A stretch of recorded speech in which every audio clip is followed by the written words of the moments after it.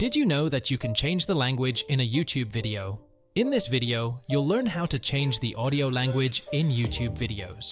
This is a great way to just be able to follow along with the video. So make sure to watch this tutorial until the very end so that you can enjoy YouTube videos in your preferred language to get started.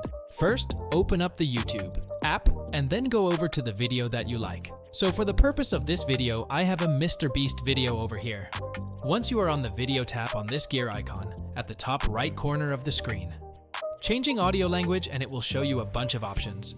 So if you want to change the audio language of a YouTube video, simply tap on the audio track, how to change audio language. Right now it is set to English, but you can choose from Portuguese, Russian, and Spanish like that you want.